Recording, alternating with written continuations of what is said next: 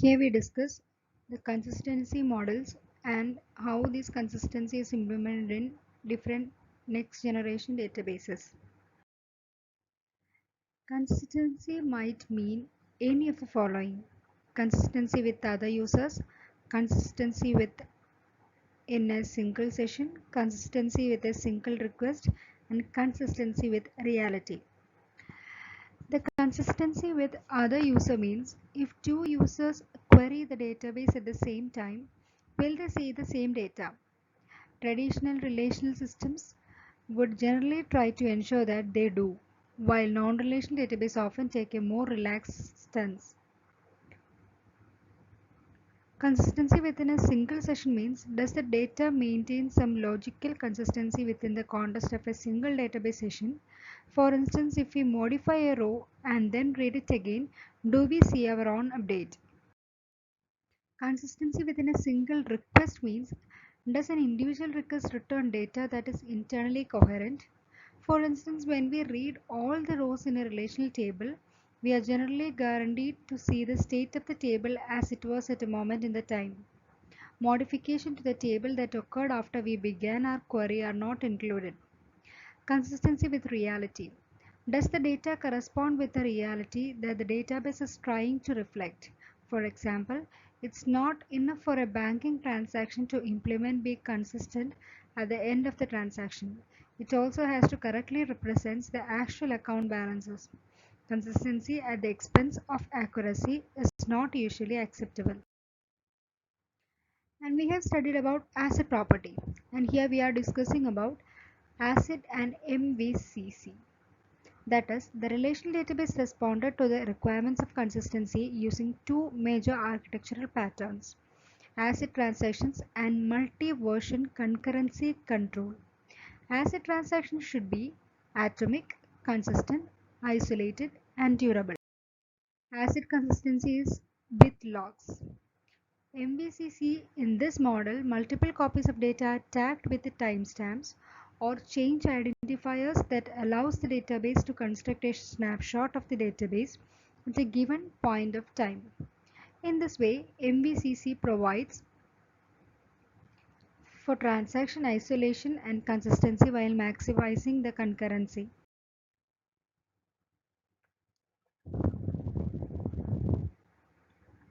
This illustrates the MVCC model.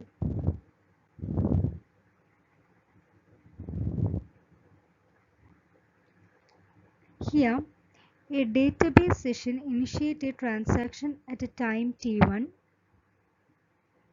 At time t2, the session updates data in a database table. This results in a new version of that data being created. At about the same time, a second database session queries the database table, but because a transaction from the first session has not yet been committed, they see the previous version of the data. After the first session commits the transaction, the second database session will read from the modified version of the data. The big advantage of MVCC is a reduction in log overhead. Global Transaction Sequence Number. MVCC can use transaction timestamps to determine which version of data should be made visible to specific queries. However, most databases use a global transaction ID rather than an explicit timestamp. This is called System Change Number or SCN in Oracle and Transaction Sequence Number in Microsoft SQL Server. The sequence number is incremented whenever a transaction is initiated, and it is recorded in the structure of modified rows. When a query commences, it looks for rows that have a sequence number less than or equal to the value of sequence number that was current when the query began. If the query encounters a row with a higher sequence number, it knows it must request an older version of that row. MVCC works in concert with the ACID transaction model to provide isolation between transactions running on a single system. The transactions that spans database in a distributed RDBMS are achieved using a two-phase commit protocol. The two-phase protocol are commit request phase commit phase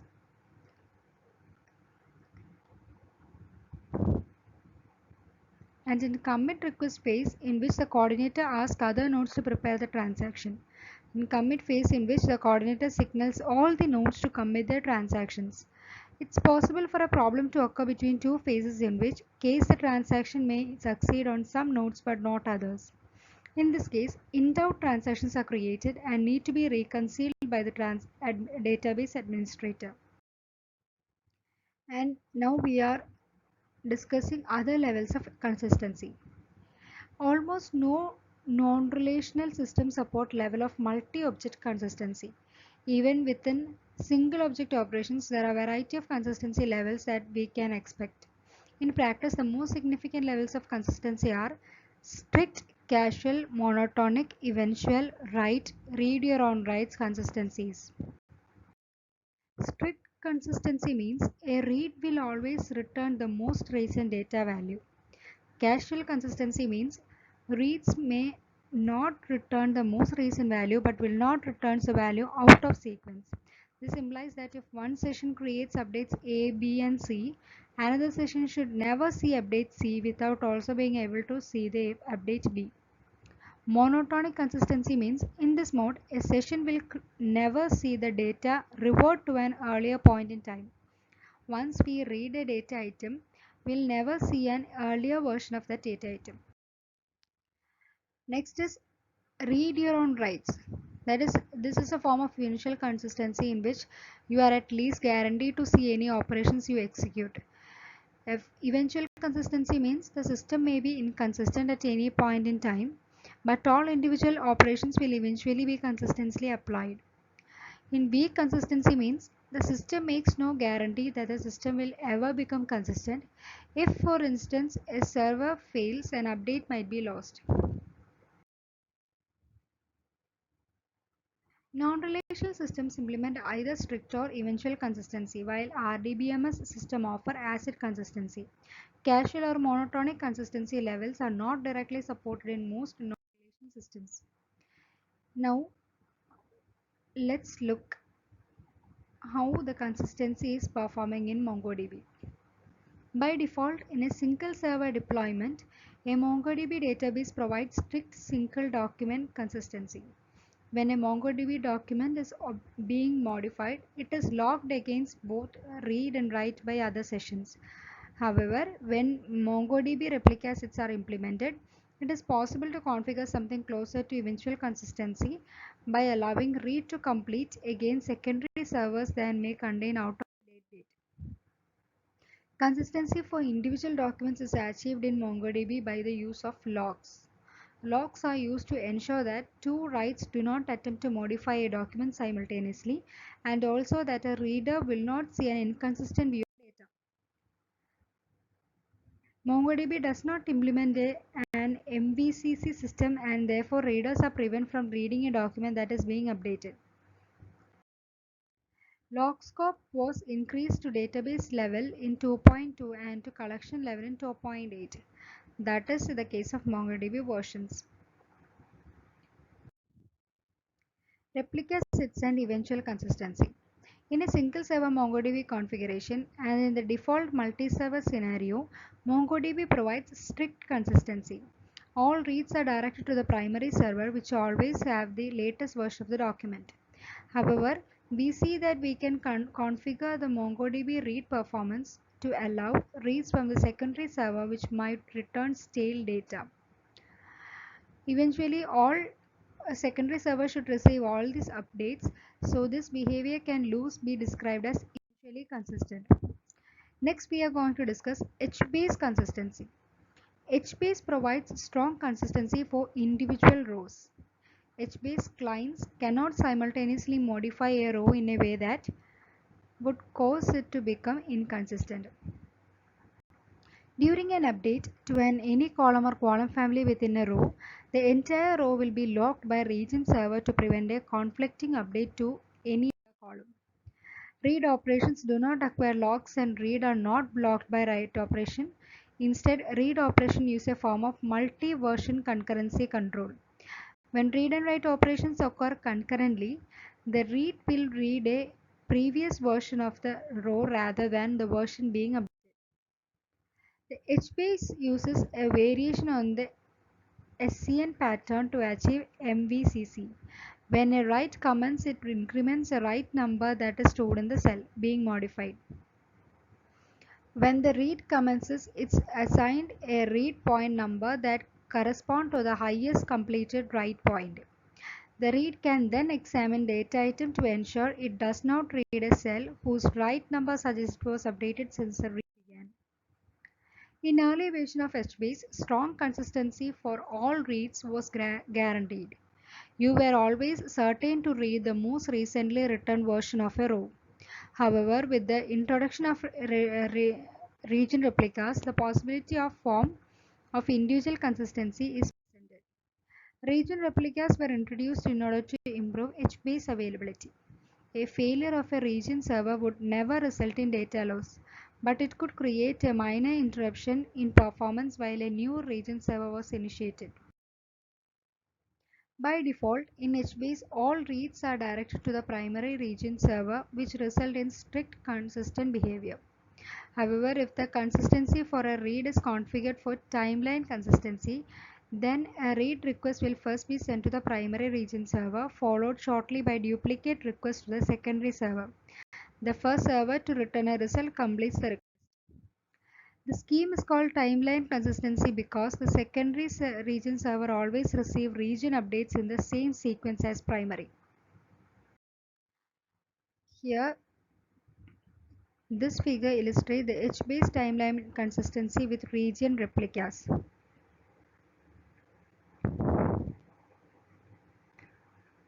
An HBase client is issuing writes in sequential order to the master region server.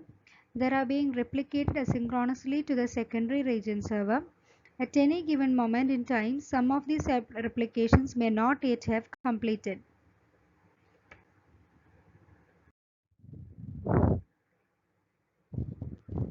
If a client is using timeline consistency, then it may read data from the master, but if the master is unresponsive, it may read from one secondary server.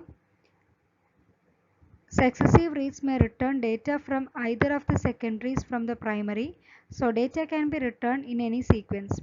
The timeline nature of the consistency only applies to an individual secondary, not to system as a whole. Next, we are discussing Cassandra consistency. Cassandra uses the Amazon Dynamo model of tunable consistency. At a high level, this model allows the following three variables to be configured independently to provide a variety of outcomes for strong consistency, weak consistency, and a balanced read and write performance. N is the number of copies of each data items that database will maintain. W is the number of copies of the data item that must be written before a write can return control to the application. And R is the number of copies that an application will access when reading the data item, which indicates NWR. The replication factor determines how many copies of the data will be maintained across the multiple nodes. This is specified at the key space level is equivalent to N in the Dynamo NRW notation. Write consistency. Each operation can specify a write consistency level. The write consistency level controls what much happen before Cassandra can complete a write request. Some of the more common levels are all. The write must be propagated to all nodes. 1, 2, 3. The write must be propagated to a specified number of nodes. A level of 1 maximizes the write performance but possibly at the expense of consistency. Depending on the rate consistency settings and replication factor, 2 and 3 may or may not provide stronger consistency. Next is quorum. Quorum means the write must complete to a quorum of replica nodes. Each quorum means the write must complete to a quorum of replica nodes in each data center. Local quorum means requires that a quorum of replicas be written in the current data center only. Then any. The write will succeed in proving it is written to any node even if that node is not responsible for storing that particular data item. Read consistency. Read consistency levels are similar to write consistency levels. The keywords are identical, though the semantics are of course somewhat different. A setting for write consistency does not imply any particular read consistency setting, though as we shall see, it is the interaction between the two that determines the overall behavior of the queries. The most common consistency level for reads are all. All replicas uphold 1, 2, 3. Read request will be propagated to the closest 1, 2 or 3 nodes. Closeness is determined by snitch. Local one, the read request will be sent to the closest node in the current data center. Quorum, the read completes after a quorum has returned data. A quorum involves a majority of replicas across all the data centers. Each quorum, the read completes after a quorum of replica in each data center have responded. Local quorum, the read completes after a quorum of replicas in the local data center respond. Next is a term called digest, which means that note that when requesting a read from the multiple replicas, Cassandra does not need to see the entire data content from the each node. Instead, the coordinator will often request a digest of data. The digest is a hashed representation of the data that can be used to determine if two sets of return data are identical.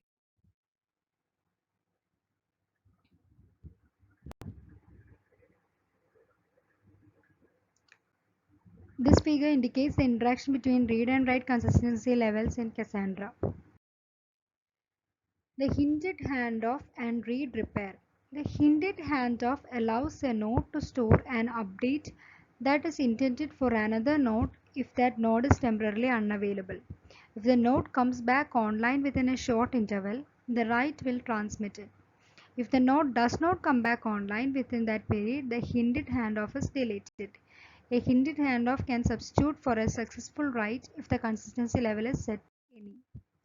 Read repair means it is a mechanism that Cassandra can use to repair inconsistencies that might arise, for instance, when a node is down longer than the hinted handoff limit.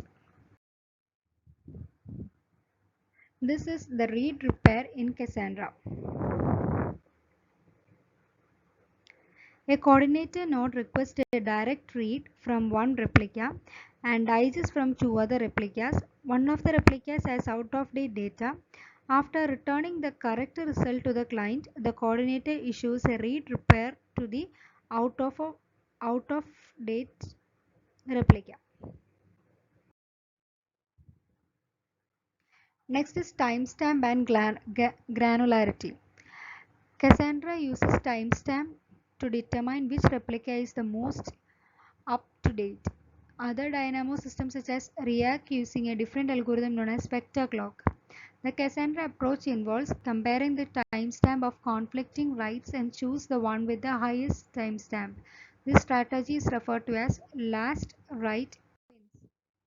Vector clock. This set contains one counter for each node in the cluster. Whenever an operation occurs on a node, that node will increment its own counter within its vector clock. Whenever a node transmits an operation to another node, it will include its vector clock within the request.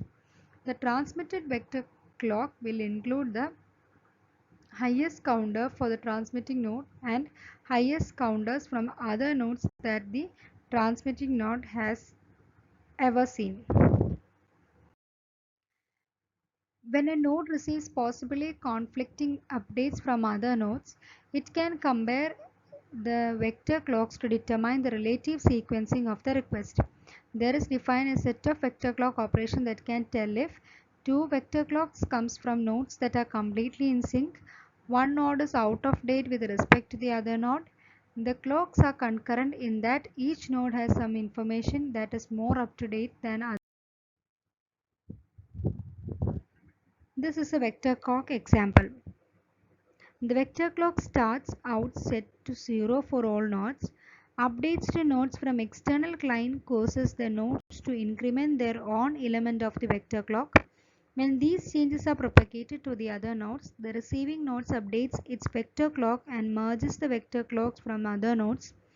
Event H occurs when the node 2 receives the vector clock F from node 1 and G from node 3.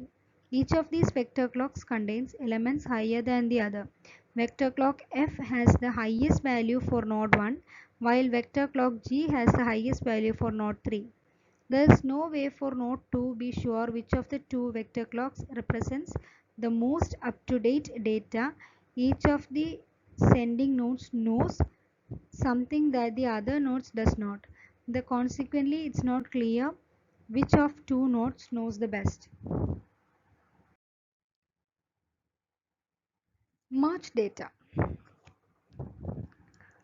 This is approach taken by the original Dynamo which managed Amazon's shopping cart. If there are two conflicting shopping carts, they are merged, and the worst that can happen is that you buy some things twice. Another merge can occur with things like counters. Rather than having one counter increment override another, we can deduce that both operations wanted to increment the counter and increment it twice. A special class of data types, conflict-free replicated data type, exists that allows these sort of merge to be defined. Next is lightweight transactions. Cassandra is a lockless architecture which uses conflict resolution rather than locking to allow high availability and performance.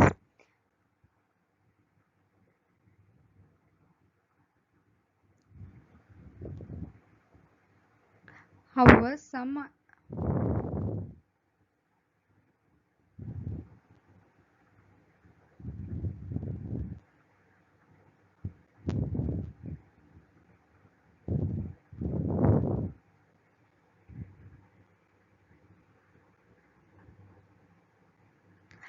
sometime operations need to automatically combine a read operation and write operation. For instance, consider the scenario shown in coming figure. A familiar transactional operation modify two account balances. Two Cassandra sessions issues Cassandra query language statements to retrieve the current balance of an account. Based on this information, the first session applies an interest payment, and momentarily afterwards the second session increases the balance to process a deposit. Second update overrides the first update and the interest payment closed.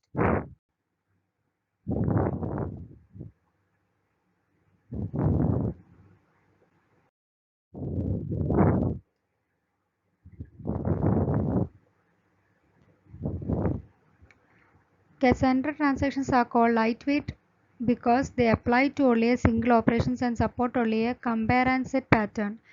A compare and set pattern is an atomic operation that checks a value, and if the value is expected, sets other value. In Cassandra, the lightweight transactions are expressed in the Cassandra query language using IF clause or F clause.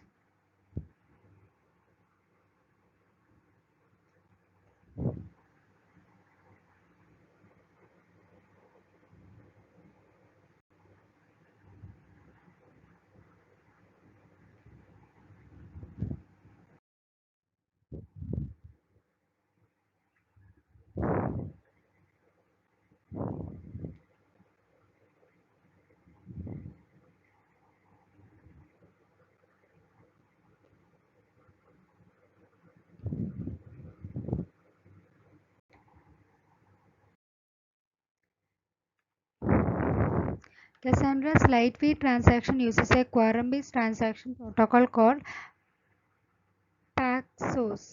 The Paxos protocol is notoriously difficult to describe and is complicated in implementation, but it resembles a form of the two-phase commit protocol discussed earlier in the context of distributed relational database transactions. The key difference with the Paxos is that it uses a quorum that is a majority to determine success or failure rather than requiring each node successfully apply the change. The modified Cassandra Paxos protocol works in four phases: prepare and promises. Any node may propose a modification that is node is preferred to as a leader. The nodes can respond in three ways. They may promise to accept this proposal. If the node already is in proportion of an earlier proposal, then an earlier proposal will be included with its promise. The node may decline the proposal because it has already promised to apply a later proposal. The next phases are read current value. The current value of the data item will be requested from each node to confirm that The value conforms to the if clause in the update or insert statement. Propose or accept means the new value is proposed to all nodes and nodes reply if they are able to apply the new value. Commit or acknowledgement means if the proposed accepts steps succeed, then the leader will indicate to all nodes that the transaction can be completed. This is the figure which indicates Cassandra's lightweight transaction processing.